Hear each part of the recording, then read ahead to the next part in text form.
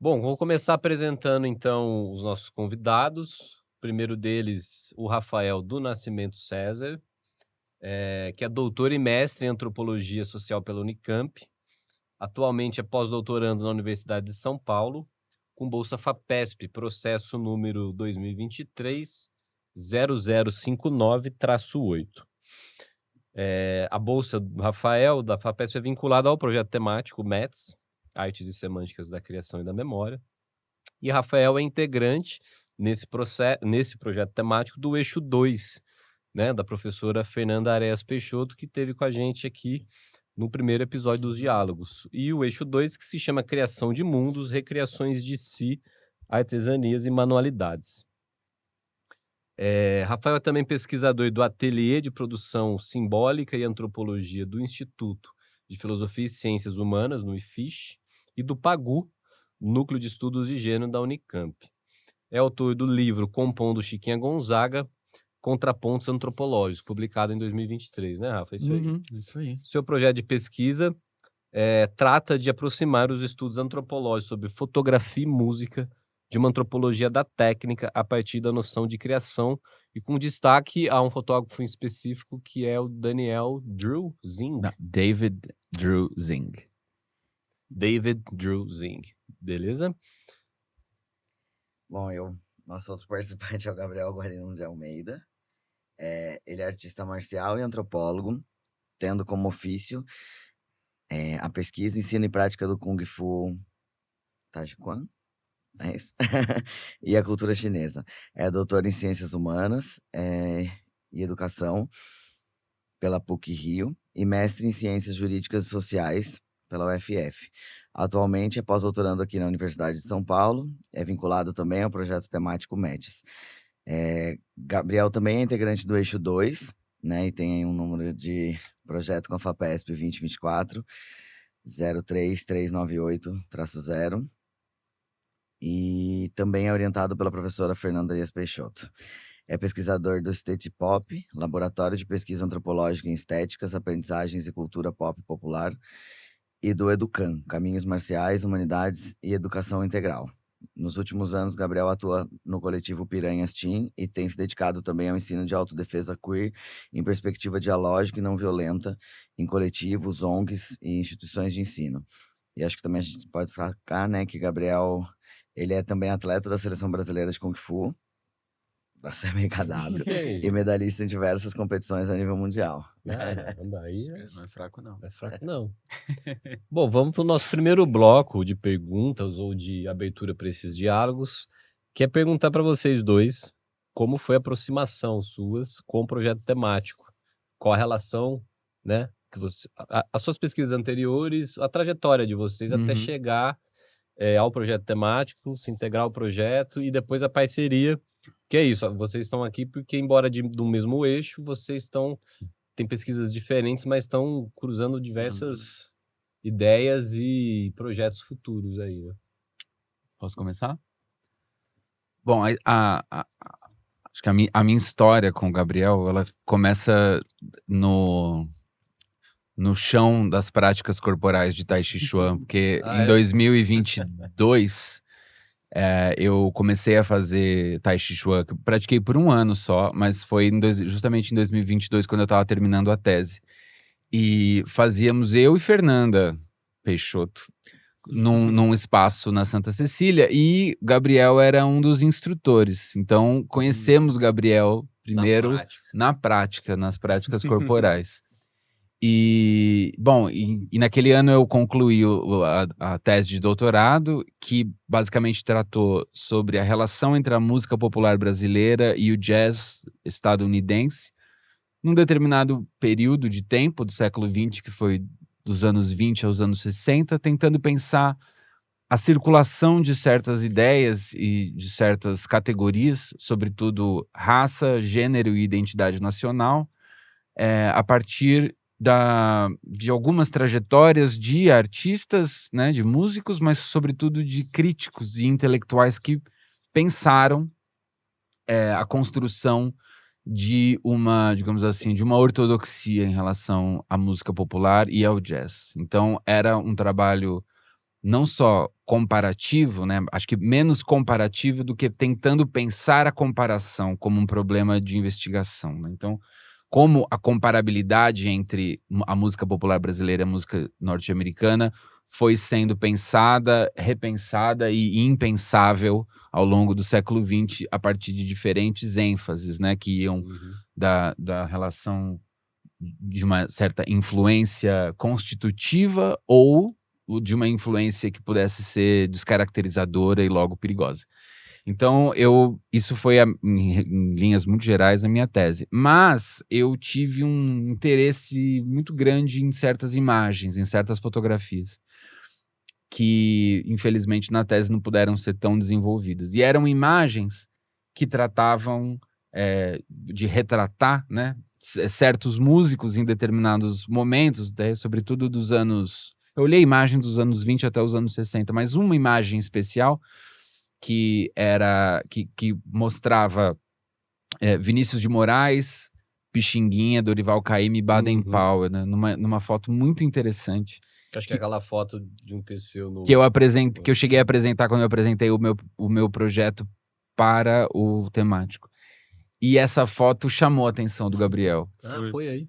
O Gabriel olhou e falou assim, nossa, essas fotos lembram muito certas fotos de mestres, né? Que legal. E essa foto é de David Zing, né? Então, quando o Gabriel sugeriu a aproximação com o mundo das artes marciais, a partir de ideias de tradição e, sobretudo, de corporalidade, que é o que eu comecei a prestar mais atenção depois do doutorado, né? Tipo, como certas convenções imagéticas e performances fotográficas se sedimentavam ali num certo modo de se deixar fotografar e num modo de fotografar, eu percebi que a gente poderia começar a pensar essas questões de tradição, de corporalidade e de autenticidade numa pegada, aí sim, comparativa entre música popular brasileira e artes marciais, né? A princípio de difícil diálogo ou de um diálogo meio esquisito, né? Porque, bom, tal, mas essa tem sido a tarefa, o desafio. E tem esse encontro, ele acontece a partir dessa imagem que eu olhei e falei, nossa, parece as imagens que tem na parede da escola na qual eu fiz o meu trabalho de campo e que compus essa relação de etnografia que foi também uma relação de discipulado, né? Então eu iniciei o trabalho de campo aqui em São Paulo, nessa escola de Tai Chi Chuan, de Tai Chi Chuan, como a gente fala mais no chinês hoje em dia. E o meu interesse nessa escola estava muito ligado ao fato de que esse mestre, que é o Gil Rodrigues, ele ensina uma linhagem de Tai Chi, um estilo de luta chinesa, vinculado a um vilarejo lá do interior da China, no qual ele morou durante um tempo para poder aprender esse estilo e ensinar aqui. Então, meu interesse era um pouco também sobre esse deslocamento e o que acontece nessa transformação, ou não, da técnica corporal nessa situação que, lato sensu, a gente pode pensar uma situação meio de diáspora chinesa, né? Porque o Gil Rodrigues, ele chega nessa escola também por um trajeto de aprender com os mestres brasileiros e chineses que estavam aqui em São Paulo. Então é como se essa diáspora chinesa preservasse uma parte dessas práticas, mas já tem uma geração de mestres e mestras ali dos anos 2000 que vão se revincular ao território chinês para poder aprender essas práticas novamente. E meu interesse era justamente a aprendizagem. E quando eu chego na parede dessa escola, tem vários quadros de fotografia na qual você vê que tem um procedimento de vinculação do discípulo brasileiro ao mestre chinês, onde tem o mestre sentado, o discípulo em pé, aí numa outra foto o mestre corrigindo o discípulo, e tudo aquilo vai montando um quadro de imagens que mostra pra gente a linhagem, né, a transmissão autêntica dessa arte marcial. E quando eu vi a foto do Zing, que tem, eu não lembro quem estava sentado, né, mas tem esse procedimento, né, de um sentado, outro em pé, um segurando o disco, né? São 4, 3 estão sentados, só que eles estão sentados como se eles formassem uma espécie de cruz, né? Então tem 2 pontos verticais e 2 horizontais. Né? E é interessante pensar as outras coisas que compõem essa imagem, por exemplo, a cadeira que o Xinguinha está sentado, que ela tem um espaldar que parece um trono, o copo de uísque na mão, o Vinícius segurando um disco que é o disco do Tom, né? E a parceria Tom e Vinícius. Então tem tem vários aspectos que foram pensados, né? E o Zing tinha uma espécie de obsessão pela composição das fotos, né? Então a maioria das fotos do Zing sempre são pousadas, né? E ele gosta de compor a foto muito bem. Então essas coisas foram chamando a minha atenção e a atenção do Gabriel para essa ideia de que, bom, existe uma certa maneira corporal e imagética de se transmitir a autenticidade a partir de uma ideia de tradição, né?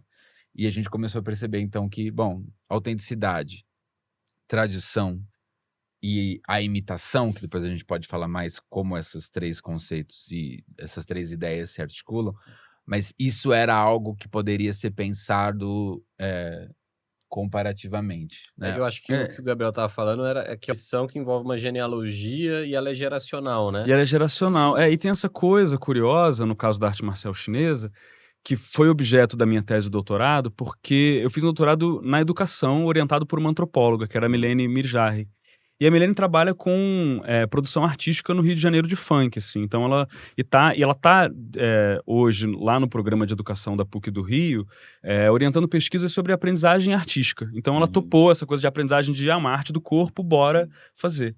Mas o meu interesse pessoal era muito sobre a aprendizagem da técnica corporal. Tá. E a etnografia, ela me levou, né, a aprendizagem da etnografia para o que a técnica corporal, em alguma medida, excede o corpo, né, excede e se materializa no espaço, né. Então eu acabei escrevendo muito sobre o espaço da escola e como esse espaço da escola ele é também uma espécie de materialização da trajetória do mestre, no caso do Gil e dos mestres que ele teve no caminho. E durante esse trajeto de pesquisa, eu também passei da condição e um pouco do meu... Como eu estava no doutorado em educação e pesquisando aquilo que a gente começou a chamar de uma antropologia da aprendizagem, assim, né? Então a gente estava ligado a essa antropologia crítica da aprendizagem, de Levi, Ana Maria Gomes, uma galera aqui no Brasil que está pensando aprendizagens e antropologia. Muito ligado à educação indígena também, embora eu estivesse pensando a arte marcial chinesa. E nesse caminho, eu também tive um trajeto pessoal de me tornar iniciante, praticante desse Tai Chi Chuan. Eu já praticava um outro estilo de Kung Fu, de arte marcial chinesa, e entrei nessa escola como meio que meu ingresso no campo na condição de aprendiz e me torno instrutor no meio do caminho. Então, quando eu conheço o Rafael, eu estava no final do trabalho de campo, já meio que fazendo aquela pausa estratégica para conseguir escrever a tese e entregar, e conheci o Rafael e a Fernanda nesse caminho. E eu publiquei, acho que foi um artigo da Campus, sobre humanidade e animalidade, que a Fernanda... Que a gente leu. Que a Fernanda leu, usou numa disciplina, e daí, a partir disso, a gente começou a conversar, e a Fernanda acabou compondo a minha banca de doutorado. Eu defendi faz exatamente um ano, foi em fevereiro de 2023, né? Pouco mais de um ano. E daí que a gente começou, ela falou, Gabriel, tá iniciando o temático, aí eu comecei a me aproximar, e quando eu vi essa imagem do Rafa, eu ainda não tinha nem escrito o meu projeto para o pós-doc, que agora está na finalização aí do procedimento na FAPESP. Mas foi muito importante para a elaboração do projeto, né? Porque daí que eu comecei a entender e a gente chegou numa formulação, conversando na semana passada, que é um pouco assim, não é tanto pela semelhança formal das nossas artes que a gente estuda e pratica, porque o Rafael também é músico, né? Então é isso, eu sou artista marcial e estou pesquisando isso. Mas não tanto pela semelhança formal e nem pelos aspectos formais em si, né? Porque a questão não é tanto o soco, o chute, né? O tom, os acordes, o jeito de... Mas o que essas fotos, essas imagens, essas composições permitem a gente pensar sobre isso que a gente está chamando provisoriamente de regimes de autenticação. O que permite pensar sobre a maneira com que, na materialidade dos corpos em movimento, a gente consegue ver essa tradição passando ou não, né, sendo autêntico ou não, e o que ela tem a ver em termos de criação, imitação. E aí daí que a música popular brasileira é arte marcial chinesa, né? Eu acho que esse foi talvez esse tem sido, né? Porque tudo isso que a gente está falando é um trabalho em movimento, sendo feito ainda, né? Acho que o que a gente tentou avançar na discussão sobre autenticidade, que, bom, pelo menos da minha parte, né, na literatura sobre música popular ou uma certa antropologia da música, a autenticidade é sempre pensada como um discurso, né?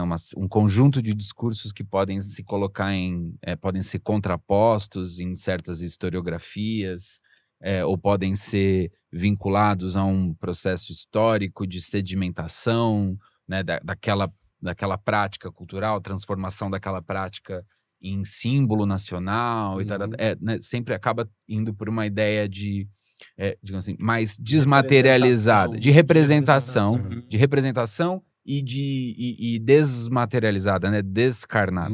A gente quis pensar a autenticidade como uma instância materializadora de corpos, né? Uma autenticidade criadora, me parece. Uma autenticidade criadora. Esses regimes de... criadora de corpo, né? Eu me inspirei muito nisso. Para chegar nisso, eu me inspirei muito na própria ideia que o Foucault faz do dispositivo de sexualidade, né? A ideia é que a sexualidade, ela não é algo do nível do biológico, né? Ela é um tipo de construção social que, por sua vez, também cria aquilo que nomeia, né? Então eu pensei, poxa, dá para pensar essa ideia do que é autêntico e do que é inautêntico, que isso acaba se tornando uma noção muito importante, né, nessa cultura ocidental. Só um parênteses, tem uma entrevista antiga do Eduardo Veiras de Castro, de 2006, que ele está falando sobre quem é índio no Brasil. Todo mundo é índio no Brasil, exceto quem não é. É uma entrevista famosa. E que tem um determinado momento que ele fala assim, não existem culturas autênticas porque não existem culturas inautênticas. E, aliás, essa coisa de autenticidade é algo fundamental da metafísica ocidental, e os indígenas não tem nada a ver com isso. Eu acho legal da maneira como ele coloca, porque ele está querendo dizer, bom, a ideia de o ser e o parecer terem uma relação de identidade é algo que fundamenta uma certa... um pensamento ocidental que pode ser remontado, né? Assim, fazer uma genealogia da noção de autenticidade é uma coisa que foge ao que a gente quer, porque seria um trabalho de muito tempo e poderia ser abordado em várias frentes. Mas o que a gente quis fazer, talvez, é pensar como essa noção, ela tem um impacto, ela tem um poder criador que está vinculado totalmente com ideias, no caso da música, né? Acho que o Gabriel também pode falar isso. Com ideias de performatividades de gênero, né? Então, um tipo de masculinidade específica, né? E modos de masculinidade que vão mudando ao longo da história. Então, como no caso do samba, né? Essa corporalidade malandra que é racializada e tem aspectos, né? De masculinidade mais associadas a uma heterossexualidade, né? Ou não. E depois como isso vai mudando até uma corporalidade bossa nova, o estilo cool dos bossa novistas, que é algo, né, menos rústico, menos quadrado e é mais, né, tipo, assim, mais flexível, tal, e ao mesmo tempo passa por um outro tipo de racialização, né? Então essa ideia que não é nem um pouco sem razão de pensar a bossa nova como mais branca, né, do que o samba, tal. Todas essas coisas são possíveis e eu me ocupei delas ao longo do doutorado e um pouco depois, mas eu queria pensar a autenticidade como esse signo a partir do que essas coisas giram, né? O entorno do qual essas coisas giram. Porque a autenticidade é isso, ela está sendo o tempo inteiro disputada por quem se ocupa de dizer o que é a música popular verdadeira, o que é, no caso dos Estados Unidos, né? O que é o jazz verdadeiro, o que é o jazz isso, imitativo, né? O que é o jazz influenciado, o que é um jazz menos jazz, e totalmente ligado a essa questão, né, da autenticidade, e isso tem tudo a ver com um certo corpo, né, com um certo tipo de corporalidade que emana, que é criado, que é produzido e contestado a partir dessa noção. Então, acho que esse foi o pulo que a gente quis fazer, né? Trazer essa dimensão que não é só representacional, mas que é criadora e é corporal e tem a ver com esses tipos de performatividade e de performances, né? Não querendo tomar um termo pela outra, acho que a gente faz uma distinção de performance e de performatividade, que é para tentar pensar isso nas... Acho que a gente já está na questão 2, de todo modo, né? Sim, eu acho que tem super a ver. Eu acho que É isso, né, Gabriel? Pode falar um pouco também desses conceitos de imitação, tradição e autenticidade no seu trabalho, porque Uhum, eu acho que é aí que as pesquisas de vocês estão sim. conversando, né? E aí eu acho que vocês também podem comentar um pouco o que isso já está rendendo, né? Porque eu acho que vocês estão dialogando sobre isso, isso já está Uhum. virando projetos paralelos, enfim, isso já está acontecendo, Sim, na né? pesquisa atual, Exato, né? não é só É. na pesquisa escrita de vocês, né? Uhum. Mas acho que isso já está. Acho que essa provocação é boa, né? Porque eu acho que vai nesse caminho de pensar o que a gente estava fazendo, por que a gente está fazendo agora, né? Quando a gente estava pensando essas coisas, isso também, a gente começou essa conversa, teve essa coisa da imagem como chamamento, e também o fato da gente estar frequentando as reuniões do METS, a reunião geral, as reuniões do eixo, e estar discutindo as pesquisas a partir dali, outras coisas vão ressonando. E uma delas também vem esse dado, talvez um dado etnográfico, de campos distintos, né, do campo do Rafa, do meu campo, de que muitas vezes o momento em que o procedimento que esses artistas, esses mestres, esses músicos, eles vão fazer no espaço, no corpo deles, nos objetos que se manipula, para de alguma forma evocar essa tradição, essa autenticidade, né? Então, coisas muito simples como o Pixinguinha tá com uma garrafa de uísque na mesa, ou, por exemplo, a maneira com que o meu mestre de Tai Chi, ele reposiciona as pessoas na hora de tirar uma foto, para poder mostrar, porque a foto ela tem que mostrar, né, o registro da hierarquia tem que estar na foto, na hora de trocar, o aluno mais antigo troca de lugar com esse. Então tem uma rearrumação, né, da sala, e que no caso da minha pesquisa de doutorado, eu estava muito pensando a coisa da aprendizagem, né? Então meu problema era assim, tomar certas coisas que aparecem na arte marcial chinesa e também nos estudos em aprendizagem como dados, né, tomá-los como problema. E uma dessas coisas era a imitação. Então a gente tem essa figura na sinologia de que na civilização chinesa haveria uma certa aversão à ideia de criação, posto que a cópia seria o modo geral de não só de transmissão, mas também de produção artística. Então, um copista chinês, ele é tão artista quanto um bom calígrafo, ele não cria formas novas, mas ele repete formas consagradas com maestria. Então isso aparece na caligrafia, isso aparece na pintura, isso aparece na arte marcial chinesa, porque você pratica sequências de movimento que são, a gente chama de tradicionais, são coreografias, né? Então, um soco para frente, um bloqueio para trás, um cotovelo, e eu faço igual a você, você faz igual ao mestre, e aí a gente está 400 anos fazendo a mesma sequência de movimentos. Essa é a pegada inicial. Só que, no contexto de sala de aula, aquilo que aparece como uma coisa dada, que é a imitação, ela surge como um problema, porque o que acontece numa sala de aula é que o professor faz assim, e o aluno faz assim. Porque o repertório dele porque a observação ela é uma habilidade que ele também está desenvolvendo no curso do movimento. E para quem não está nos vendo, o Gabriel está mostrando uns socos. Eu tô mostrando a mãozinha. Assim, quem fez errado foi você. Eu não sou um bom aprendiz. Então, boa parte do trabalho do mestre é menos do que transmitir, é intervir no movimento, que nesse sentido o movimento é sempre um positivo, né? Não tem movimento errado, tem um movimento. E meio que fazer esse movimento convergir por uma forma mais ou menos comum. Cuja ideia, e isso foi uma coisa que eu fui formulando ao longo do trabalho, é que o que eu estava etnografando ali não era tanto a aprendizagem da técnica, mas a aprendizagem de um modo de fazer. Porque o importante ali não era o gesto, porque se você olhar, o gesto sempre varia do mestre para o discípulo, de geração para geração. Mas existe um princípio que eles falam, princípios e fundamentos. Esse é o termo próprio dali, que passam adiante. Que tem a ver com geração de força, tem a ver com a briga, tem a ver com a luta, tem a ver com a capacidade de causar dano. Então, o lutador de Tai Chi Chuan, você não reconhece ele só pelo gestual, que é o mesmo, mas por uma certa habilidade de fazer. Sei lá, jogar uma pessoa no chão, não cair quando alguém tenta empurrar, também emular certos princípios confucianos. Então, aquilo ali vira uma espécie de criação de mundo.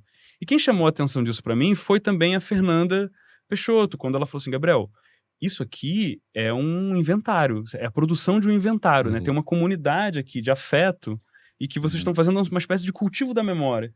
Porque durante a aprendizagem, essas intervenções não são assim, Rafael, olha só, você está fazendo errado porque está errado. Assim, ó, o mestre faz assim.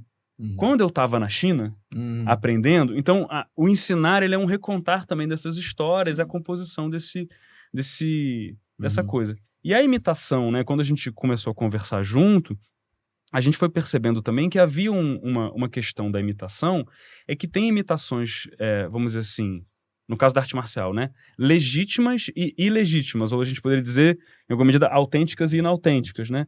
Porque se eu aprendo com você numa criação de uma relação formal de aprendizagem, você é meu mestre, eu sou seu aprendiz. Eu imito o que você faz e você direciona a minha imitação. Isso é um método chinês de aprendizagem, imitar e fazer junto. Só que, como diz o François Julian, daquele texto dele do processo de criação, a coisa chinesa é que a cópia ela não tem um status ontológico menor do que o original. Então, copiar é fazer, porque na verdade está todo mundo copiando. Então, a coisa que os chineses dizem, a civilização chinesa tem aversão à autoria. É porque a autoria é isso. Quando o cara cria uma coisa nova, em geral ele conta uma história que é assim: não, eu não criei não, isso aqui eu aprendi com Confúcio. Então parece que sempre tem alguém atrás que ensinou. Então mesmo uma coisa que é completamente nova, no discurso de elaboração daquilo, para ela se tornar legítima, ela se vincula a uma tradição anterior. E o que é engraçado é que, apesar disso, você nota que tem coisa nova aparecendo toda hora, né? Então a criação, ela insiste, né? A variação, ela insiste. Então o que eu estou pensando agora no projeto, para pensar a memória e criação na arte marcial chinesa, seria talvez uma teoria nativa da criação, né? Tentar explicar, do ponto de vista mais teórico, né? As maneiras com que se cria sem dizer que está se criando, né? Ou seja, a própria maneira que se oculta a criação nessa civilização. E isso aparece na arte marcial, mas quando a gente olha junto à música, é o que a gente tem pensado agora junto, né?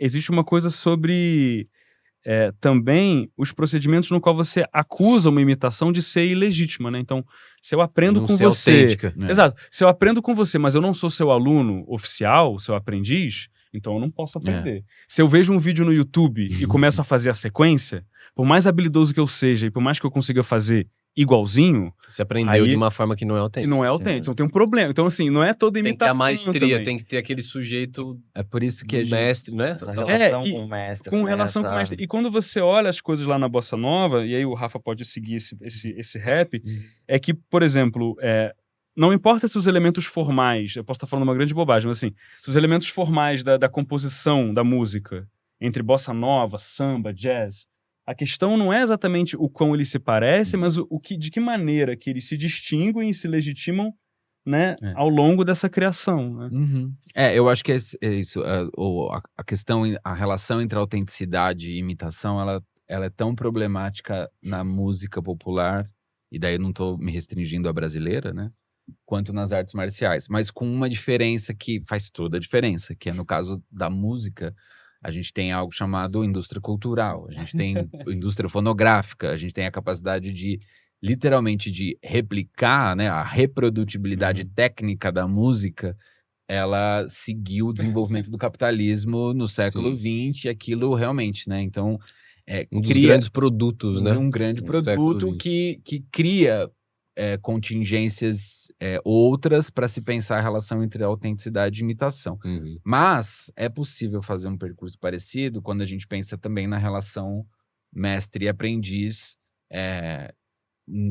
de música popular, né? Então existe aquela coisa de que, bom, a imitação ela é um caminho para a autenticidade, ou ela é um empecilho à autenticidade? Desculpa. Se colocar uma pergunta relativa à imitação, no caso da música, né? Então, pensamos assim, né? De um guitarrista de jazz muito famoso chamado Wes Montgomery. Ele tinha um estilo de tocar, né? Ele conseguia tocar, sobretudo, a coisa mais distintiva é que ele tocava com o polegar. Né? E geralmente na guitarra ou a gente toca com palheta, ou alguns guitarristas tocam com os dedos, né? O indicador, dedo médio e tal. E o Wes Montgomery tocava com o polegar.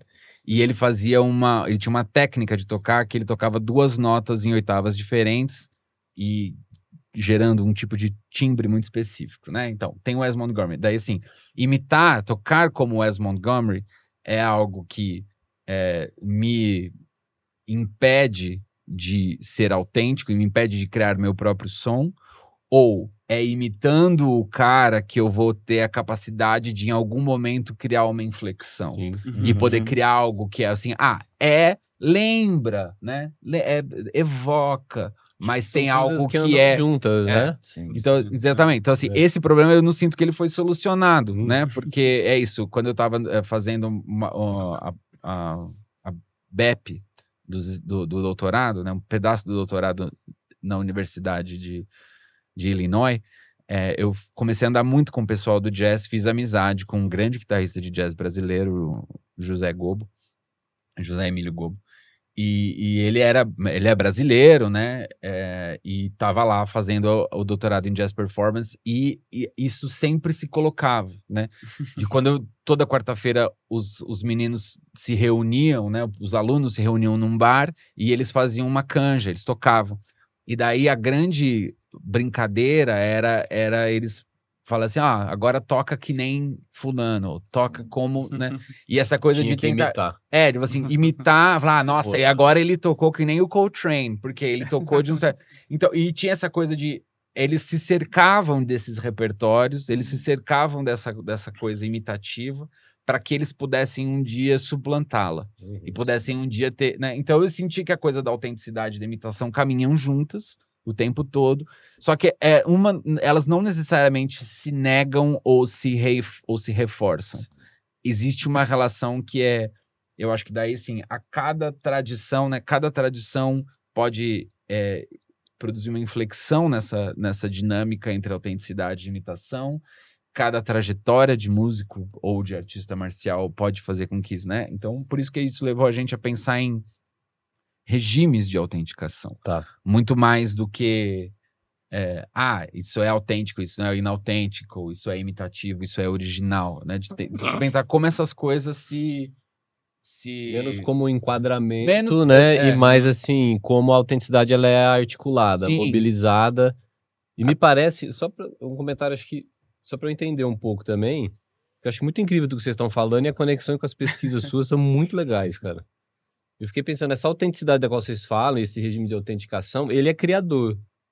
Mas parece que ao mesmo tempo que ele é criador, ele também insere nesse mundo uma ordem, um rigor, técnica, maestria, hierarquia, o antigo e o novo, o mestre lá, Pixinguinha, coroado, os mestres chineses. Então, ao mesmo tempo que ela cria, ela não cria de uma maneira muito espontânea e ela vão ter, né?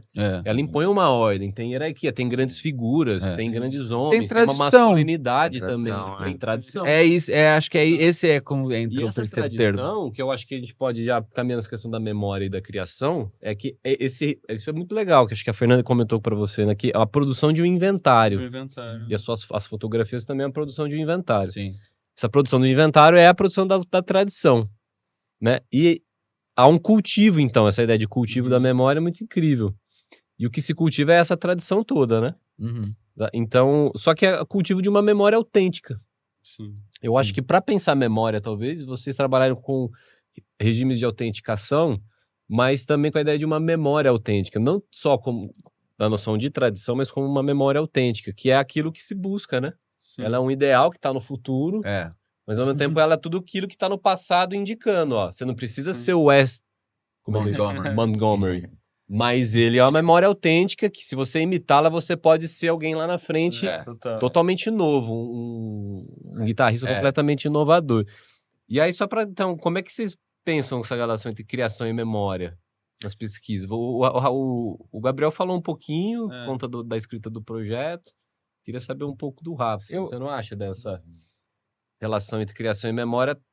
Vocês falam muito de tradição, imitação, autenticidade e pouco de memória, mas acho que tem muito de memória aí também.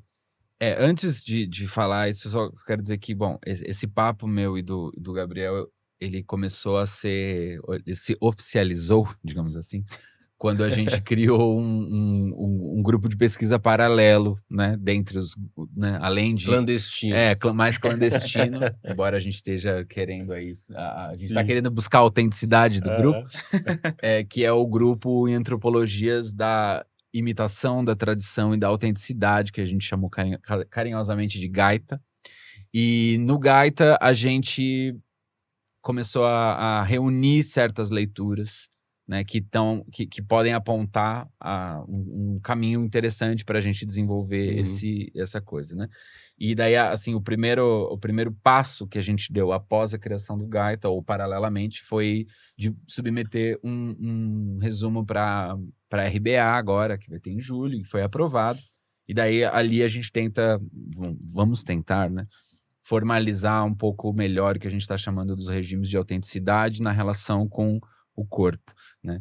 E é importante falar isso porque isso é um desenvolvimento da minha pesquisa, porque lida diretamente com fotografias do Zing, mas tem uma outra parte, né, que é uma outra parte da minha pesquisa, no qual talvez aí eu possa falar melhor da relação entre a criação e a memória, que quando eu comecei a olhar mais seriamente para as fotografias, né? E isso aconteceu logo depois do doutorado, também por sugestão da Fernanda, que também estava na minha banca, e começamos a ter um papo, né? Depois das aulas de Tai Chi Chuan, ela me disse para olhar para as fotografias, eu comecei. E daí eu vi que tinha uma questão interessante a se pensar, que era a relação entre música e imagem, e de como as imagens, né, como fotografias sempre tiveram uma função ilustrativa, né, no discurso sobre a música, né? Elas são ubíquas, né? Elas estão em todos os lugares, elas aparecem sempre, mas eu percebi que não tinha ninguém olhou para elas, até onde eu saiba, né? Embora haja exceções, mas ninguém fez um exercício sistemático de pensar o que rendia heuristicamente, olhar para as imagens, olhar para uma certa iconografia da música popular. Acho que esse foi o meu ponto. Falei, bom, eu queria poder pensar na música também como sendo constituída por imagens, e não só pelos fonogramas, ou pelos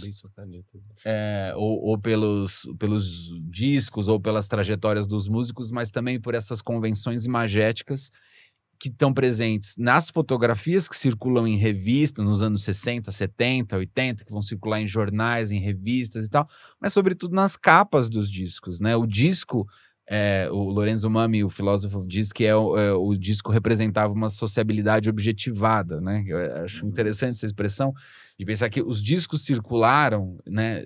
Bom, se circulam até hoje em menor escala, imagina na época em que produzir discos no Brasil era feito de maneira maciça e relativamente barata, né? Eles circularam muito, e essas imagens, essas capas de disco criaram certos imaginários, criaram né, um tipo de memória que depois foi sendo transmitida. Só que isso ainda estava dissociado, eu percebia, né? Bom, uma coisa é, você tem os músicos, você tem a genialidade do músico, você tem né, tipo a Tropicália, como ela é inventiva, depois você tem a MPB, como tenta retomar tradições, né, de uma certa canção da bossa nova, ou até mesmo da pré-bossa nova, mas misturando com uma urgência de se falar de temas sociais, blá, blá, blá. Só que isso era algo, né? Isso estava restrito ao universo da música. E daí você tinha as imagens. E eu falei, bom, essas coisas para mim não estão separadas, né? Daí a ideia de contaminação criativa era boa, que está presente no projeto temático, né? De pensar essas contaminações criadoras. E então eu pensei, bom, como que música e imagem se contaminam, né? A fim de criar isso que a gente está chamando de MPB, ou isso que a gente chamou de música popular brasileira por tanto tempo. Eu acabei me cercando num certo período, que foi os anos 60, né? Meados dos anos 60, começo dos anos 70, porque foi o momento em que o Zing atuou mais, e eu queria falar do Zing. Porque era esse cara que tinha feito fotos muito famosas, né? Tipo, a primeira capa, a capa do primeiro disco solo do Caetano Veloso é uma fotografia do Zing. Aquela capa do disco do Gil, de 68, que ele tá com o fardão, né? Que depois ele veio ter de verdade, quando ele foi da ABL. Essa fotografia é do Zing. Então eu percebi que ele tinha feito fotos muito importantes, mas ele não figurava como, né? Tipo, ele não estava nem entre os grandes fotógrafos, nem entre uma figurinha ali do meio da música. Ele ficou numa espécie de limbo, né? Eu tô tentando entender mesmo isso. ajudando a construir toda essa... Eu tô tentando entender isso agora na pesquisa, né? Porque o trabalho de campo foi começado há pouco tempo, né? O acervo dele tá todo no Moreira Salles, lá do Rio. Mas eu queria pensar como música e imagem se constroem, Tá. né? E daí, por isso daí que eu fui pra coisa da técnica, né? Ou da feitura dessas imagens. Porque eu fui entendendo que os desenvolvimentos que tinham no design gráfico, na forma de imprimir as imagens, nas lentes, né? Toda essa coisa que eu tô tentando me cercar, tô tentando entender melhor, não estava dissociado de novas formas de gravação, né? Inovações tecnológicas em estúdio, a criação de sonoridades que não podiam ser feitas, digamos assim, ao vivo, que tinham que ser fabricadas, criadas dentro do estúdio. Então eu comecei a perceber que havia ali uma relação muito íntima entre essas novas formas de compor e essas novas formas de criar imagens e se deixar fotografar e como o corpo aparecia ali.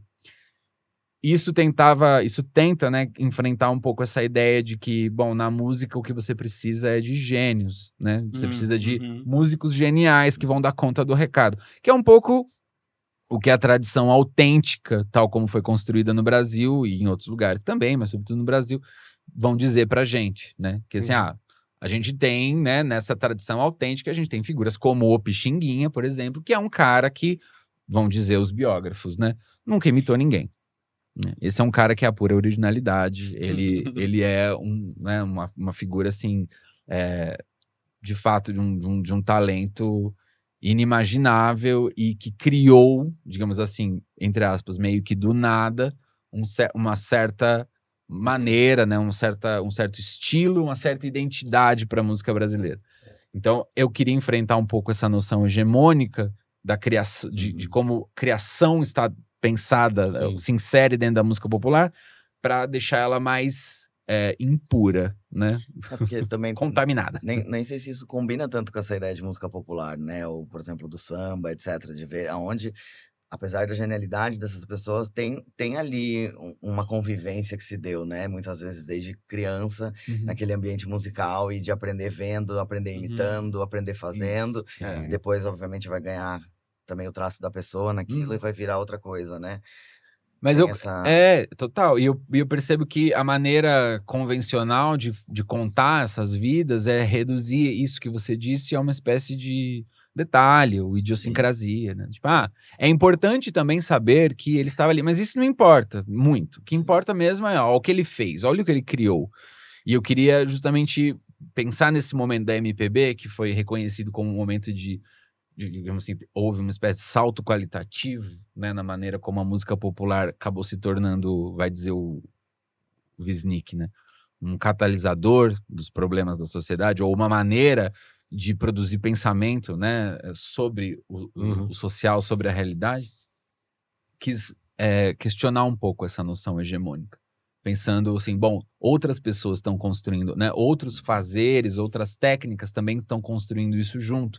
E não tem como dissociar o impacto que a MPB teve nas suas letras, nas suas harmonias, nas suas melodias, nos seus cantores, nas suas cantoras, sem a imagem, sem a maneira como essas pessoas apareceram e circularam, seus corpos circularam, seus rostos circularam junto, né? E essa imagem montada com fotografia, com design, com outro, né? Isso, para mim, é importantíssimo na maneira como isso criou esse tipo de memória.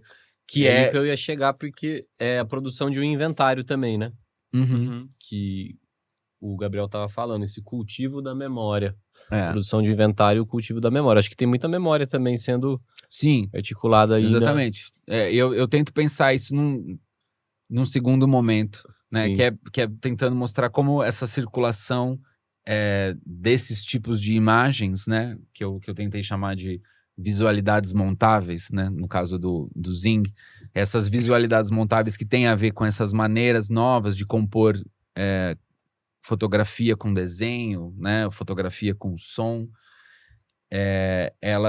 essas visualidades montáveis acabaram criando essa ideia de uma memória de uma época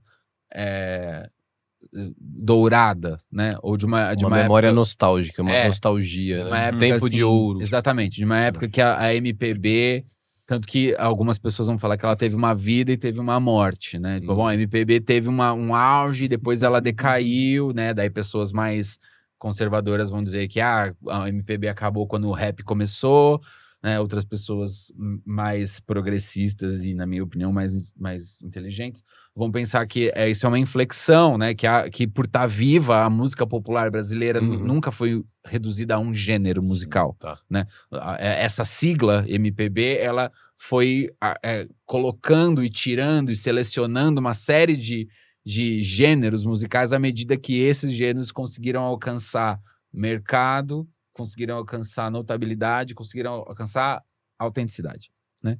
Então, hoje, Sim. o rap, como Racionais MC, é um gênero autêntico, né? Ele goza de uma autenticidade, ele goza de uma legitimidade, ele está na universidade, ele se monumentalizou, né? E eu queria pensar isso tudo para esse momento, né? Do meados dos anos 60 e 70, a partir das imagens, né? Das imagens que tem outros fotógrafos, daria para fazer um estudo comparado dessas imagens, e eu pretendo fazer isso um dia, mas quis pegar especificamente o Zing. Ô, Gabriel, agora como você pensa toda essa articulação de criação e memória na tua pesquisa agora, ou como é que funciona isso?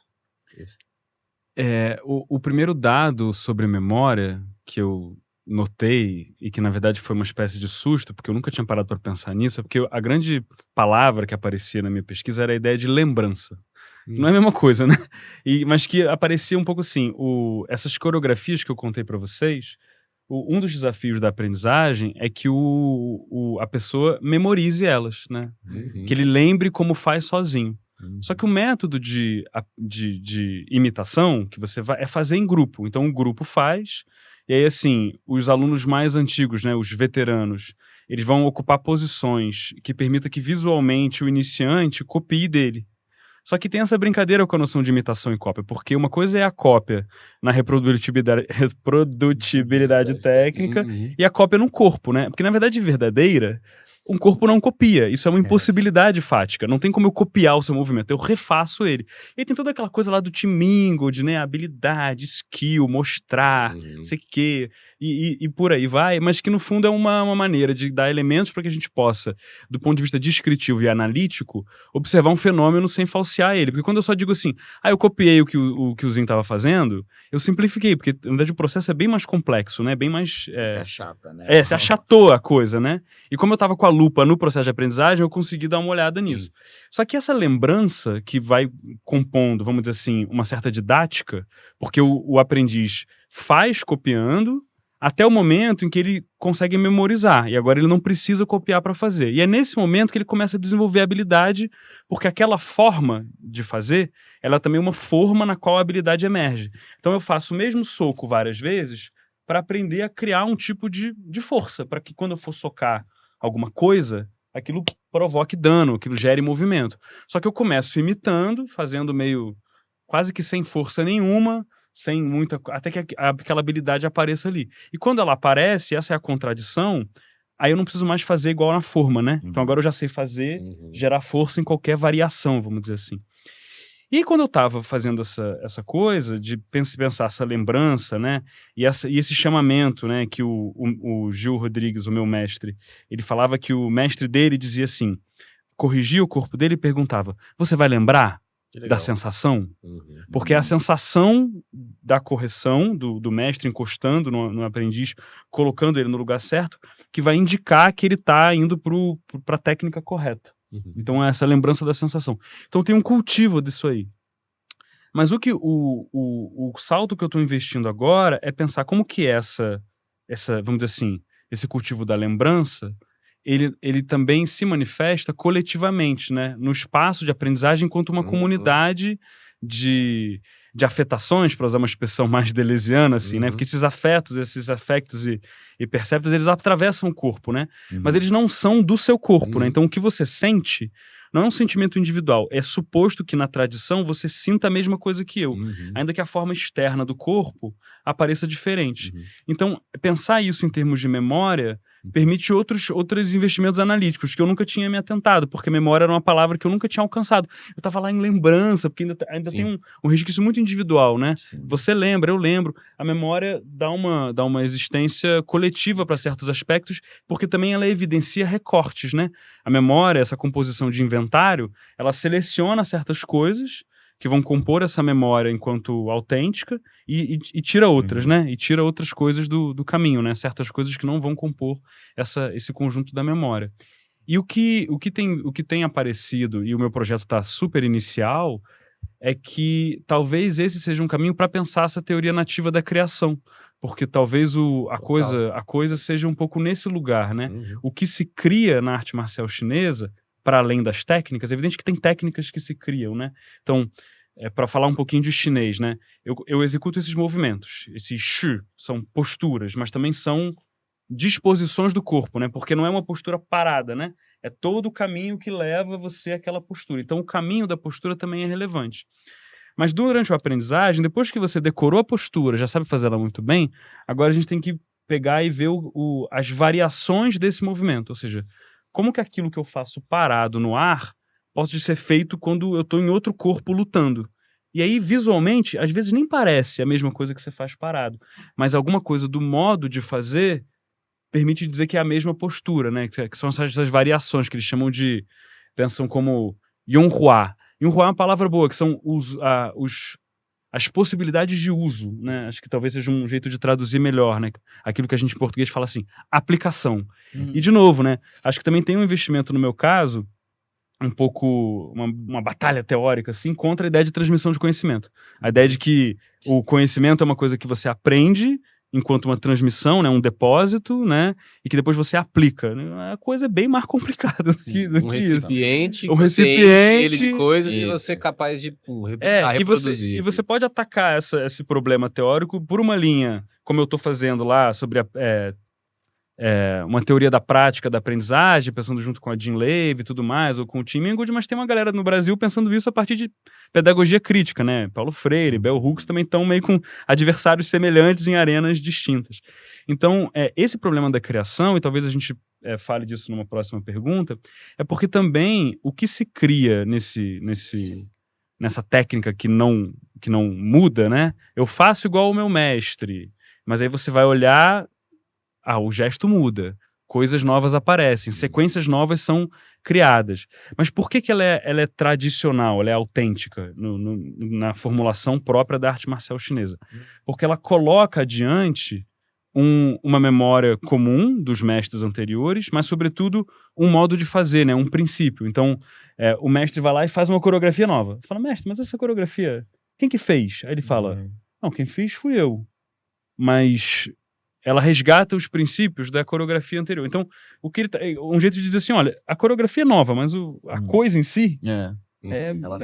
ela vem a partir de que tal. E aí você, nesse caminho, e aí um pouco do que a gente está, talvez, transversalmente percebendo, é que existe uma criação de relação, né? Então, na verdade, o que se cria também cria-se parentesco, cria-se comunidade, cria-se um inventário, cria-se uma produção de memória. Então... Uma nacionalidade, no caso, né, da música brasileira, chinesa. Uma vinculação, né, diaspórica, né, isso que a gente faz Então, nos anos 70, e um dos mestres que eu entrevistei aqui em São Paulo, ele brincou, ele falou uma coisa muito interessante, que ele falou assim, não, eu lembro de quando a gente começou a chamar o que a gente fazia de Kung Fu tradicional, porque antes era só Kung Fu. Aí quando começou a aparecer um Kung Fu que era desportivo, contemporâneo, que dizia que era diferente desse antigo, aí a gente passou a chamar o nosso de tradicional, mas antes ele era só... Então, tem os momentos em que a coisa se tradicionaliza, assim, né? Então, isso talvez tenha transversalmente uma relação muito forte com outros eixos do temático, porque essa coisa da criação do parentesco, que no meu caso é um parentesco expandido, né? Porque o mestre, ele é também pai, né? Então tem essa coisa, a gente chama o mestre de Shifu, e o pai em chinês é Fu Qin, né? O meu pai, né? Fu Qin, o da Fu Qin. Então esse Fu comum é o Fu de pai. Então o mestre que é pai, o discípulo que é filho, a relação de comunidade ali na qual você é meu irmão de treino e por aí vai. E que na minha pesquisa aparece também como um problema relacionado a essa noção de cosmotécnica, né? Porque no fundo o que você está criando ali é uma espécie de mundo chinês, né? No qual as relações se dão a partir dessa coisa própria. E na música também tá cheio de vinculação de parentesco, assim, né? Eu acho que a gente já pode começar a pensar isso, né? Porque acho que essa coisa de memória e criação articula todos nós, né? No temático. Mas pensar também como que vocês acham que a pesquisa de vocês, então, tá indo, tá em relação com os outros eixos, né? Como é que vocês estão fazendo esse diálogo? Acho que a questão do parentesco já aparece bastante aí, né? E como que vocês estão se articulando com os outros eixos e, enfim, outros temas que são trazidos nesses eixos, né? Sim. Para mim a questão com outros eixos, se fez também a partir de certas noções de parentesco que eu comecei a me deter mais e que apareceram sobretudo em dois momentos que por sua vez deram fruto a 2 textos. Foi quando eu estava muito querendo pensar algumas trajetórias que, apesar de terem sido bem-sucedidas, né, no mundo da música, elas em algum momento foram mal sucedidas em incorporar aquilo que estava sendo conhecido como o estilo bossa nova, né, ou como a bossa nova no sentido mais arquetípico, né, que é essa coisa Rio de Janeiro, Zona Sul, né? E eu pensei 3 trajetórias, que foi a Elza Soares, a Laíde Costa e o Johnny Alf, que são 3 pessoas cuja carreira se fez ou a partir de ou em uma relação muito direta com o repertório ali da bossa nova, as pessoas que foram depois reconhecidas como os pais da bossa nova. E daí essa ideia de pais começou a me chamar a atenção e eu vi que nos anos 60 tinha uma discussão super acalorada sobre quem eram os pais da bossa nova, né? E tem um texto do José Ramos Tinhorão, que sempre foi não digo um inimigo, mas sempre foi um cara que criou muitas contendas, né? Um opositor, digamos assim, da bossa nova. Ele escreve um texto no qual ele diz que a bossa nova é um gênero bastardo, que ao passo que se sabia quem era a mãe, e daí ele vai moral, né? E ele vai dizer que a mãe da bossa nova é o jazz.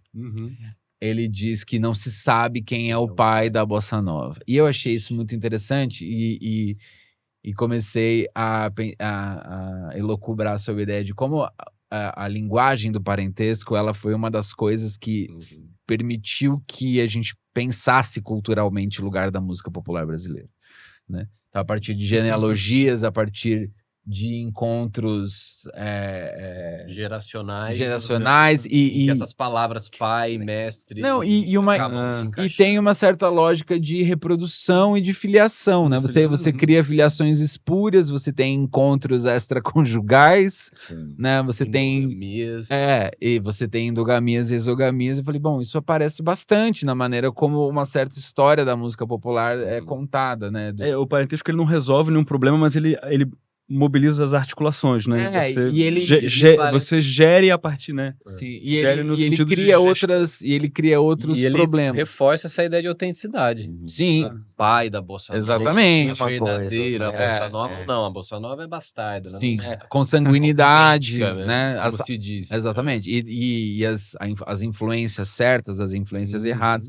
E esse foi um momento. Então, isso acabou virando um artigo que eu não analisava imagens nele, mas eu tentei pensar como foi fundamental para esses procedimentos de exclusão e exclusão, de criação de identidade, de diferença, a questão da domesticidade, né? Então, como raça, gênero e uma certa ideia de qual é a música, né? Tipo, que música a gente quer fazer, o que música nos representa, passa por uma questão doméstica, né? Daí eu uso um termo que o Evans Pritchard usa para falar da antropologia, que fala de uma rixa de família, né? Porque não é só de família, mas também é sobre família, né? Então, como essas coisas conectam temas que parecem que estão muito distantes, mas simbolicamente a gente usa os mesmos termos. E a segunda coisa, o segundo momento em que parentesco apareceu foi quando eu tava falando justamente, a gente comentou, né, que o Xinguinha tá com um copo de uísque na mão na foto do Zing, a clássica foto do Zing,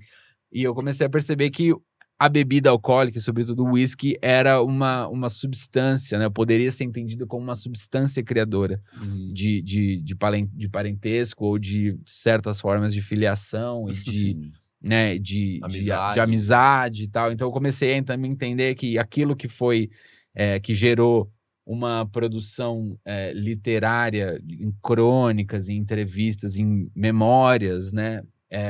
Uma produção muito prolífica, né? Que é sobre história de porre, de quanto bebia, qual que era a bebida, estávamos lá bebendo, e também isso aparecia numa certa... Então tem toda uma iconografia que mostram músicos bebendo, incluída essa foto do Zing. Eu comecei a falar, bom, eu não acho que a bebida, o ato de beber, né, e o que beber, e quando beber, e como beber, seja algo que esteja separado também dessa ideia autêntica que começou, que é criada sobre a música popular. Né? Então, daí o parentesco entrou a partir dessa outra maneira de pensar parentesco mais contemporânea, a partir de Janet Karsten, então, que é pensar as substâncias do parentesco, né?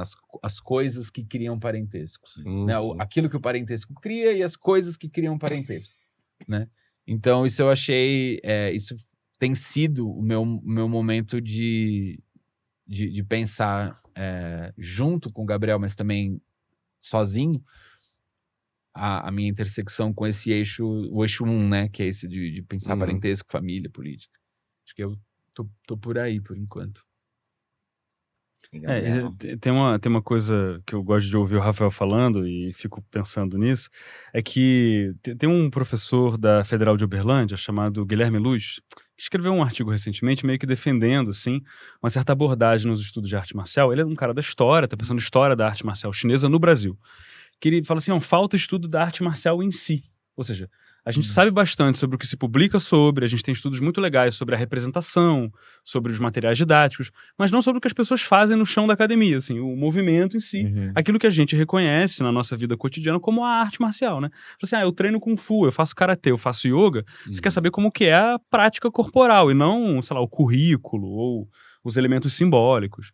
E, curiosamente, a maior parte das pesquisas que a gente tem em humanidades sobre o tema são um pouco nesse lugar, da representação, do simbólico, do currículo. E aí, quando eu entrei para fazer pesquisa sobre isso, eu falei, não, eu quero fazer pesquisa sobre arte marcial. Eu não tinha essa palavra ainda, porque o artigo ainda não tinha sido publicado, ele é de acho que 2022, eu entrei no doutorado em 2019. Mas era o que eu queria, eu queria a arte marcial em si, né? Aí aí você começa a fazer o campo dá um tapa na tua cara e nota que em si não tem nada em si, né? Na verdade, assim, as coisas são... E você começa a ver a importância do salão de treino, das relações, das histórias, da memória. E a mesma coisa acontece com a música, né? A sua pesquisa é sobre a criação musical, mas não é sobre lá o cara, o acorde, né? Tem muito mais coisa. A primeira coisa que o pessoal da musicologia fala mas e a música em si? Que é the music itself. Mas e a música em si? E daí isso é a coisa que, né, tipo, tortura os antropólogos e antropólogas que estão, tipo, justamente pensando que a ideia, mas isso tem uma ideia, tem um motivo, né? A ideia da música em si é um momento histórico em que música pode ser, sim, reduzida à partitura. Isso era uma coisa que eu até queria te perguntar. Porque, assim, a gente tem, né, a coisa da partitura acaba criando uma ideia de que não é só uma representação, mas às vezes as pessoas podem falar da música como se estivessem falando de partitura. Daí tem toda uma corrente mais fenomenológica na filosofia da música que fala, por favor, não se esqueçam de que a música é uma coisa que só se faz no som, só se faz no tempo. Por favor, né? não esqueçam. Não reduzam... Super gentil. Não reduzir a uma linguagem, um sistema de símbolos, que é importante, mas que na música ocidental... Né, nessa música, essa música que a gente chama hoje de música erudita, ou música de concerto, a partitura acabou acabou adquirindo esse lugar. E eu acho que isso às vezes por quê? Porque havia uma semelhança com as coisas, com formas de leitura, né, formas de compreender os textos literários, então essa aproximação também acabou infundindo ainda mais poder à ideia de que a partitura é a música, é a partitura. Então, quando as pessoas estão falando da music itself, geralmente elas estão falando de partitura, análise formal. Até porque acho que tem essa coisa também, né, do compositor e do instrumentista. Quem compôs, quem criou aquilo e quem reproduz. Nossa, né? Quando a partitura não é a música em si. Justamente a partitura não é a música em si, ela já é uma transcrição, ela já é uma outra criação. Nossa, ela ensina o esquema simbólico. Isso, É. mas Sim. A partitura só é em si. Sei lá, potencial, não sei. É, dessa representação, assim, Ah, dessa potencial, imagem. né? Dessa Potencial, ideia da música em assim. si. E eu acho Representa a música de fato. E eu acho que, eu não sei se as artes marciais têm formas de partituração. Tem. E tem uma galera justamente nesse problema, né? Recentemente o José Aguiar e o Rodrigo Apolloni, que são pesquisadores de Curitiba, publicaram um livro sobre os manuais do início do século XX da arte marcial chinesa, que começaram a ser produzidos um pouco numa lógica meio assim, gente, aquela modernização chinesa em meio ao colonialismo europeu, e eles pensando, os mestres estão sumindo, esses negócios estão morrendo, vamos... E aí cria-se mesmo sistemas de figurinhas para poder meio que assim partiturizar o movimento. E a ideia inicial era que você conseguisse aprender por ali. Tá. Ou seja, não pelo método sala de aula ali, Sim. mas você pudesse olhar ali. Embora a maior parte dos livros comecem com você precisa encontrar um mestre para Tá. organizar direitinho o que tá aqui, porque para dar vida a Não dá pra ficar só nisso, né? essa partitura, né? Uhum. Só que ao mesmo tempo, se você já é um artista marcial habilidoso, você consegue direto pela partitura. Uhum. Então tem esse jogo, só que tem vários sistemas, isso é uma coisa, acho que um pouco mais recente e um pouco mais disputada. Tá. E essa coisa ressurgiu recentemente por causa da pandemia do coronavírus, né? Que tecnicamente não dava pra aprender arte marcial à distância. E Tá. de repente, tá todo mundo aprendendo à distância, né? Bombou. Imitando certinho. Imitando certinho pela tela, pelos livros, então tudo isso meio que música volta. música também. Agora Aula de piano muita aula de piano online. A venda de instrumentos.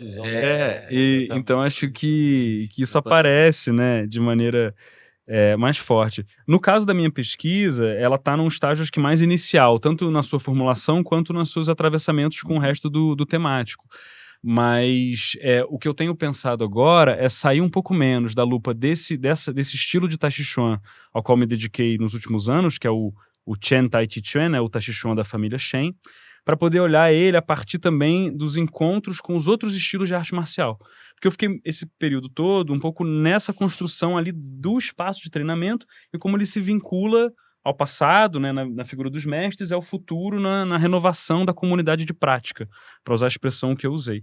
Mas agora eu tenho começado a olhar também outros estilos de arte marcial chinesa, e nesses encontros que vamos dizer assim, que criam os espaços de legitimação ou não, né? Tá. As competições, os exames de faixa, os campeonatos, as demonstrações, os seminários, a maneira com que acontece a troca, e no qual os mestres olham um ao outro e os seus aprendizes dizem, aquele ali é bom, aquele ali é ruim, aquele ali é autêntico, aquele não é. Aquele negócio esquisito ali, aprendeu com quem? Porque aquilo ali não é. Ou aquele aluno de tal, aquele aluno de tal. E aí é isso. E aí eu mesmo, como antropólogo aprendiz, antropólogo artista marcial, eu estava no campeonato no ano passado, e aí eu fiz a apresentação da performance e tal, e aí nisso termina, vem um professor vem me cumprimentar, Gabriel, sua performance foi muito incrível, aconteceu uma coisa que um aluno meu tava vendo você fazendo, chegou perto de mim e falou assim, eu não sei quem é aquele menino não, mas ele é aluno do Chen Zichan, né? Da linhagem do Chen Zichan. Aí esse professor, o Roberto, falou assim, não, ele é aluno do Gil Rodrigues, que é o único discípulo do Chen Zichan no Brasil. Então, na verdade, Gabriel, eu sou uma espécie de índice dessa linhagem, entendeu? Um estilo, né? O que eu tô fazendo ali, né? Na verdade, o importante ali é reconhecer... Não, aquele ali eu não sei quem é, nem sei, mas ele é daquela galera, pelo jeito de fazer.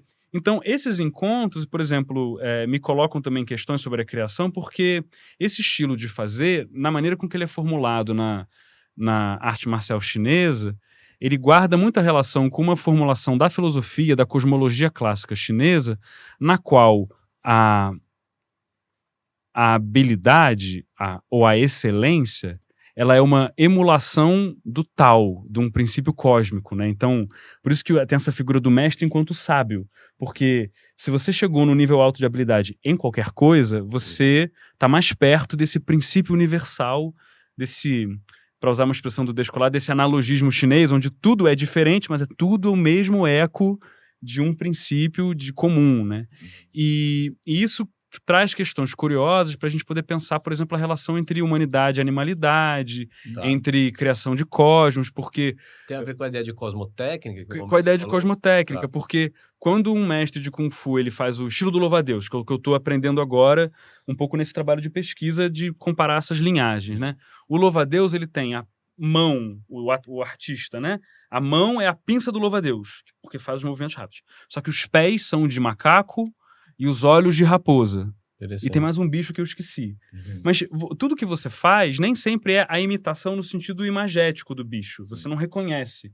Os olhos de raposa, eu nunca tinha pensado na raposa. Eu só via a galera fazendo uns olhinhos rápidos de um lado para o outro. Mas o que ele está fazendo da raposa é menos o movimento, mas, vamos dizer assim, uma certa estratégia que a raposa tem. Né? A Metis, né? A Metis da raposa, né? De novo a raposa, né? Ela aparece na Metis, né? E aparece agora na arte marcial. E também o fato de que, portanto, a raposa, ela também desenvolve habilidade e também aprende. Então, certas coisas que no nosso regime ontológico, naturalista, não, os animais, eles são espontâneos. O ser humano, ele tem que aprender. São intuitivos, né? Intuitivos, né? O ser humano, ele adquire a cultura. Pro rolê chinês, meio que tá todo mundo adquirindo as coisas nesse princípio universal. Por isso que eu consigo aprender com o bicho. Porque o bicho também aprendeu com outro bicho. Então todo mundo pode... E aí eu desenvolvo habilidades que são a garra de... Por exemplo, a garra de águia, a pinça do louva-a-Deus, ela não é metafórica. Ela é, de fato, uma garra de águia. Porque a garra da águia e a pinça do louva-a-Deus também não é um dado natural do corpo dele. É um modo de fazer que também emula um princípio. Então eu tô começando a perceber que, conforme eu vou tirando a lupa do estilo de Tai Chi Chuan que eu estava olhando mais detidamente no trabalho de campo anterior, e começo a olhar esse campo mais transversal, nesses estilos de luta chineses aqui, que circulam aqui em São Paulo e que se vinculam à China, estão me dando elementos para poder pensar também esses problemas mais da ordem cosmológico, de como é que o parentesco também se dá. Então, as minhas aproximações com os outros eixos eu estou começando a olhar que tem coisa para conversar com uma galera que também está pensando nesses problemas, né? Acho que tem um aspecto ecológico que pode dialogar com o eixo 3, mas com o eixo também da multiespécie, com o eixo 4, né? Da etnologia. E só para a gente fechar também, a gente vai encaminhando pro final. Esse devido animal que você falou das artes marciais, tem um aspecto... É que eu fiquei curioso, assim, você me dá... Enfim. Eu achei muito incrível. Tem uma arte cênica nessa arte marcial e tem essa coisa de você tentar criar, né, ou reproduzir, ou se fazer como animal, né, essa animalidade, uma espécie de um devir animal. É que eu fiquei com isso na cabeça desde o começo, assim, então acho que para os dois trabalhos, uma ideia, acho que sobretudo no seu, quando você fala que o que se transmite não é um conhecimento, mas é um modo de fazer, eu fiquei muito na cabeça com aquela ideia do learn to learn, do Bateson, de aprender a aprender. Então, o que você aprende não é um conhecimento, mas não é não é a coisa em si do aprendizado, né? Você a meta-aprendizagem. Você aprende um método, exatamente, é um modo de fazer, que com ele vem uma série de coisas, vem memória, tradição, genealogia, parentesco, e uma delas que vem é justamente esse estilo, né? Esse signo, esse índice que pode falar de tudo, pode dizer quem é o mestre, pelo estilo, pode dizer de que escola é e tudo. Isso, no caso da música, está muito relacionado ao, por exemplo... Tem uma representação. A ideia do improviso. Uma simbologia muito forte. Não, e a ideia do improviso, né? Que é uma forma que no jazz, assim, não é nem valorizada, é a coisa. Ser um bom músico de jazz é improvisar. E às vezes as pessoas querem aprender a improvisar e querem que alguém ensine elas a improvisar. Me ensina a improvisar.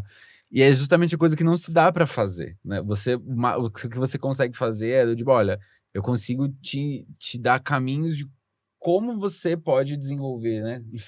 Como você pode fazer isso, mas eu não consigo te ensinar a fazer isso. Eu consigo te dar um caminho, método, né? Caminho. Te dar um caminho para que isso aconteça. Mas não é preciso. Não é preciso. E também não... E justamente por ser improvisado, não pode ser coreografado. Não pode ser... Daí tá meio que numa antípoda da coisa da arte marcial, mas que elas se unem nesse terceiro vértice, que você não pode ensinar alguém a fazer aquilo. Né? Você ensina a pessoa a aprender a fazer aquilo, seja no caso da super coreografia, seja no caso da improvisação, que não é uma coisa desprovida de ordem, mas que a ordem está sempre se recombinando, está sempre sendo subvertida, e é nesse caminho tortuoso entre ordem e desordem que você cria as melhores improvisações, né? Onde a improvisação... Mas no caso da arte marcial parece que se ensina, né? Tem um aprendizado, assim, você pode aprender, diferente... Ah, não, sim. Tem uma ordem. Ali. Tem uma ordem, mas o fim, vamos dizer assim, no sentido do fim do aprendizado, né, do objetivo, Não é o próprio aprendizado. é que você consiga vencê-la, né? Porque quando você cai no soco com alguém, vou usar uma expressão mais coloquial, né? Vai ter a técnica. Você não vai imitar o movimento, você vai fazer a maluquice que tá ali, né? E você vê os escritos dos mestres estão sempre retomando esse problema, né? Olha, o problema é que a gente desenvolve a habilidade pro momento em que não dá para fazer as coisas porque é o problema da vida, de modo geral. Mas eu me lembrei de uma coisa, quando você estava falando, assim, que acho que essa iniciativa do Diálogos Métis, ela é muito rica também por causa disso, né? Porque 10, 5 que estão aqui como, né, âncoras da nossa conversa, assim, tem uma riqueza desses universos etnográficos, né, que acho que é um mote do projeto, né, pensar a criação e memória a partir de diferentes loci etnográficos, né, e esses diferentes lugares é porque a etnografia dá essa coisa, porque a etnografia também é um pouco isso, né, a gente lê um monte de coisa, mas a gente aprende a fazer etnografia fazendo, né? E isso faz parte, inclusive, do ritual, né? Do ritual de tornar-se antropólogo ou etnógrafo, né? Sim, como você preferir. E a etnografia tem essa coisa. Eu lembro que quando eu comecei a pesquisar, a coisa que eu lia muito era assim, transmissão oral da arte marcial, transmissão oral da arte marcial. E beleza, as pessoas falam coisas, mas não é só oral, né? Esse negócio de transmissão oral parece que é só falando. E quando você vê, tem um universo de sensações. Coisa né? Oral, né? E essa coisa de você reduzir os processos de conhecimento à coisa do oral, como se ele fosse só falando. Semelhante a você dizer que a música é só a partitura, né? Então você tem vários problemas, né, dessas transmissões, da maneira de fazer. Eu lembrei que, inclusive, não sei se é a Lisa Malky ou a Aline Serwonka, que num livro equipara ou tenta comparar a etnografia a uma improvisação jazzística. Que é isso, você tem teoria... Mas eu lembrei do Da Mata, o Anthropological Blues, não tem um texto do Da Mata sobre isso? Acho que tem. Mas acho que ele tá falando do sentimento, ele fala do mas sentimento. A Lisa Malky, o blues como sentimento. Fala isso, que você tem as teorias, né, a gente tem as teorias etnográficas, mas a gente chega no momento do campo ali, da situação, e isso pode ser tanto com arquivos, ou com pessoas, ou com, né, porque no meu caso sempre foi mais arquivos. E que você tem momentos em que é preciso improvisar, né? Então, só que é isso, a improvisação você não aprendeu a fazer. Você não foi ensinado a improvisar. Você vai improvisar com base no que você tem e o que tipo de contingência te impele a ir por aqui ou por ali. Muito bom, gente. O papo tá ótimo. Se deixasse, a gente ficaria aqui mais um tempão. Foi muito incrível. Queria agradecer a vocês. A gente agradece a presença, o convite. O prazer é todo nosso. Vamos para os recados finais. Lembrar novamente do nosso site, mets.pfeleste.usp, se eu não me engano, acho que é esse o link. Isso. Nosso Instagram também, né? Lembrar o nosso Instagram. _projeto. E agradecer novamente ao Estúdio Fefeleste pela oportunidade, por ceder o espaço, e agradecer carinhosamente a equipe técnica por todo o trabalho, especialmente ao Veloso e ao Vinícius. Isso aí. E é isso, gente. Obrigado e até o próximo episódio. Muito obrigado, agradeço gente. Vocês, o convite, o papo. Vocês querem fazer recados finais? Não, é isso. Só dizer que estamos... É isso. Como é que é? Curta, compartilha, ativa o sininho. Ativa o sininho e a gente segue trabalhando nessas coisas. Perfeito. Valeu. Valeu, gente. Obrigadão.